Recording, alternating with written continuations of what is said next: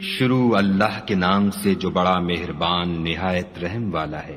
ایک طلب کرنے والے نے عذاب طلب کیا جو نازل ہو کر رہے گا، یعنی کافروں پر، اور کوئی اس کو ٹال نہ سکے گا، اور وہ خدائے صاحب درجات کی طرف سے نازل ہوگا جس کی طرف روح الامین اور فرشتے چڑھتے ہیں، اور اس روز نازل ہوگا جس کا اندازہ 50,000 برس کا ہوگا۔ تو تم کافروں کی باتوں کو حوصلے کے ساتھ برداشت کرتے رہو، وہ ان لوگوں کی نگاہ میں دور ہے اور ہماری نظر میں قریب۔ جس دن آسمان ایسا ہو جائے گا جیسا پگھلا ہوا تانبا، اور پہاڑ ایسے جیسے دھنکی ہوئی رنگین اون، اور کوئی دوست کسی دوست کا پرساں نہ ہوگا، حالانکہ ایک دوسرے کو سامنے دیکھ رہے ہوں گے۔ اس روز گناہگار خواہش کرے گا کہ کسی طرح اس دن کے عذاب کے بدلے میں سب کچھ دے دے، یعنی اپنے بیٹے اور اپنی بیوی اور اپنے بھائی اور اپنا خاندان جس میں وہ رہتا تھا، اور جتنے آدمی زمین پر ہیں، غرض سب کچھ دے دے اور اپنے تئیں عذاب سے چھڑا لے۔ لیکن ایسا ہرگز نہیں ہوگا، وہ بھڑکتی ہوئی آگ ہے، حال ادھیڑ ڈالنے والی۔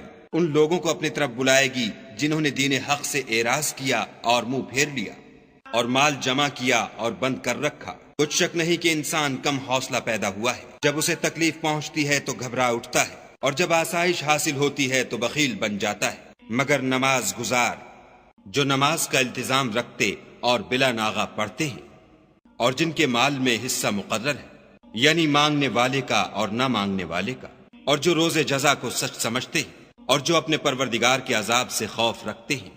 بے شک ان کے پروردگار کا عذاب ہے ہی ایسا کہ اس سے بے خوف نہ ہوا جائے، اور جو اپنی شرمگاہوں کی حفاظت کرتے ہیں، مگر اپنی بیویوں یا لونڈیوں سے کہ ان کے پاس جانے پر انہیں کچھ ملامت نہیں، اور جو لوگ ان کے سوا اور کے خواستگار ہوں وہ حد سے نکل جانے والے ہیں، اور جو اپنی امانتوں اور اقراروں کا پاس کرتے ہیں، اور جو اپنی شہادتوں پر قائم رہتے ہیں، اور جو اپنی نماز کی خبر رکھتے ہیں، یہی لوگ باغہائے بہشت میں عزت و اکرام سے ہوں گے۔ تو ان کافروں کو کیا ہوا ہے کہ تمہاری طرف دوڑے چلے آتے ہیں، اور دائیں بائیں سے گروہ گروہ ہو کر جمع ہوتے جاتے ہیں؟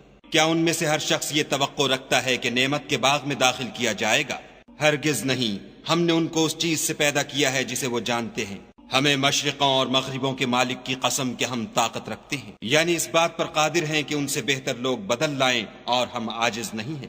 تو اے پیغمبر صلی اللہ علیہ وآلہ وسلم، ان کو باطل میں پڑے رہنے اور کھیل لینے دو، یہاں تک کہ جس دن کا ان سے وعدہ کیا جاتا ہے وہ ان کے سامنے موجود ہو۔ اس دن یہ قبروں سے نکل کر اس طرح دوڑیں گے جیسے شکاری شکار کے جال کی طرف دوڑتے ہیں۔ ان کی آنکھیں جھک رہی ہوں گی اور ذلت ان پر چھا رہی ہوگی۔ یہی وہ دن ہے جس کا ان سے وعدہ کیا جاتا تھا۔